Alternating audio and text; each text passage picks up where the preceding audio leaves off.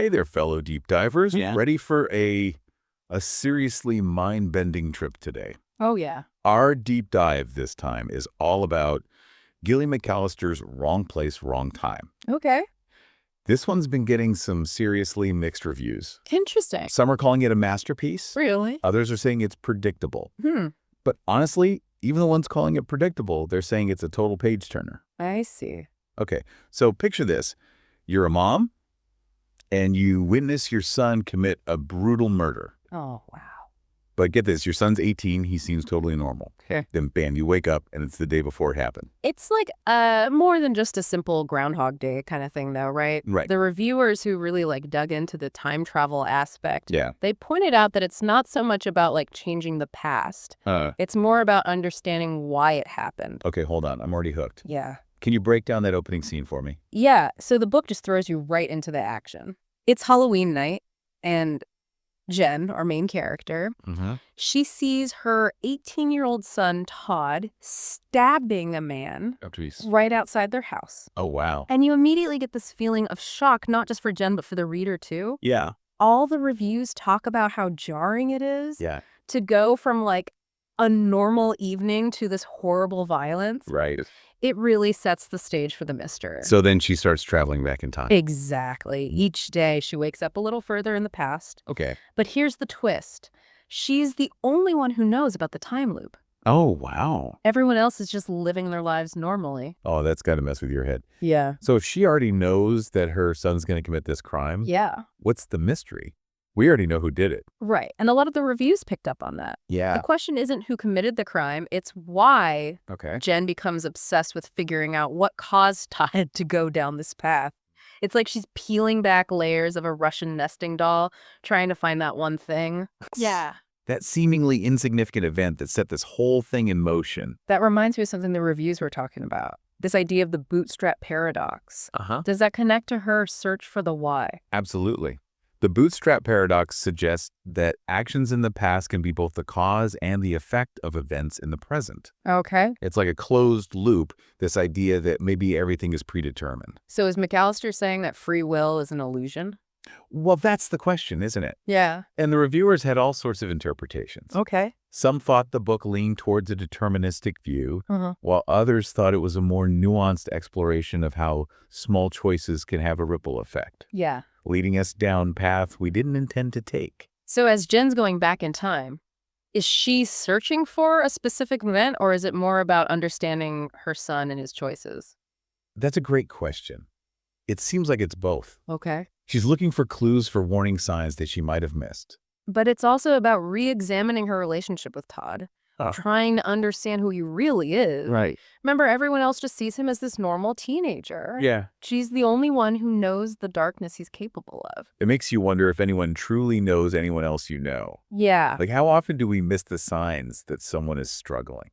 That's a theme that comes up a lot in the reviews. Yeah. One reviewer mentioned how the time travel element is like a metaphor Okay. for how we tend to gloss over those small, seemingly insignificant moments in our own lives. It's like we're all on autopilot, missing the details that could actually be shaping our future. Whoa. I'm getting chills just thinking about it. Yeah. Okay, so while Jen's on this time-traveling quest, what about her husband, Kelly? Right. The reviews had some mixed reactions to him. Yeah, some saw him as this stereotypical stoic husband, just kind of there for support, but not adding much to the story. Yeah. But other reviewers saw a lot more nuance. They pointed out his dry wit. It's almost like a coping mechanism. I see. And how his love for both Jen and Todd, even though it's subtle, is actually really powerful. It's interesting how those different interpretations play into that whole idea of the bootstrap paradox. Right. Like, is Kelly's character written that way on purpose? Or are we as readers projecting our own assumptions onto him? Exactly. And the fact that Jen is constantly reevaluating her perception of him as she travels back in time just adds another layer to that. Yeah. She starts to see him with fresh eyes, noticing things she'd overlooked before. Right. It makes you wonder, how well do we really know even the people closest to us? I have to admit, some of the reviews found the whole reliving the same days over and over thing a bit repetitive. Yeah. I can see how some readers might feel that way. Yeah. But for me, the repetition served a purpose. Okay. It highlighted Jen's growing desperation and the emotional toll it was taking on her. It's like she's trapped in this nightmare, constantly trying to change things, but feeling more and more powerless. Yeah. And it also emphasizes that feeling of isolation, right? Absolutely. Like she can't tell anyone about what she's going through. Right. She has to deal with all of this alone. And I think that isolation is crucial to the story's emotional impact. Yeah. It really increases the tension, and you feel Jen's panic and despair as she tries to figure everything out. Okay, let's dive into some of the twists and turns. Sure. A lot of reviewers had differing opinions on this. Yeah. Some saw them coming a mile away. Others were totally blindsided. Right. What did you think? I think McAllister did a good job of balancing those elements of surprise with deeper character development. Okay. The twists weren't just there for shock value. Right. They revealed hidden motivations and complexities within the characters. Okay. For example, allude to a twist without spoilers. That moment really shifted my entire perspective on character's name. That's the part where I had to put the book down and just... It made me question everything I thought I knew about character's name and the whole situation. And that's what so many reviewers were saying. Yeah. It made them think about how we can misunderstand people's actions. Right. And how there's often more going on than we realize. Exactly. And it also ties back to that idea of the bootstrap paradox. Mhm. Were those twists inevitable, like woven into the story from the beginning? Right. Or did Jen's actions while time traveling somehow change things? It makes you wonder if free will is even real. Right. Or if we're all just playing out a predetermined script. And even more importantly, it makes you consider the weight of our own choices. Yeah. Even small decisions can have unintended consequences that we can't predict. It's heavy stuff, for sure. And honestly, some of the reviewers felt that McAllister went a little overboard with Jen's inner monologue about motherhood and guilt. Okay. You know, there were moments when her anxieties about her parenting choices felt kind of exaggerated. Right. It's like one reviewer said, it's like those art installations where they have those creepy figures on the beach. I've seen those. Yeah, like visually striking, you know, it makes a statement, Yeah. but maybe a little much for some people. Okay, I get that. Yeah. But intense or not, we got to talk about the ending. Oh, yeah. That ending was something else. For sure. The reviews were all over the place. Seriously? Some people felt cheated. Really? Like the resolution was too simple after all that buildup. Yeah. Others found it really profound. It's just safe. Like everything came full circle. I wonder if the people who were expecting a typical thriller ending were the ones who were disappointed. You think so? You know, the bad guy gets caught, everything's wrapped up neatly. That's a good point. Wrong place, wrong time isn't really about solving a crime in the traditional sense. Right. It's more about exploring the human condition, the messy reality of choices and consequences. Right. It's about accepting that even when we think we understand someone, Yeah. there are parts of them we might never fully get. That's what makes it so unsettling, right?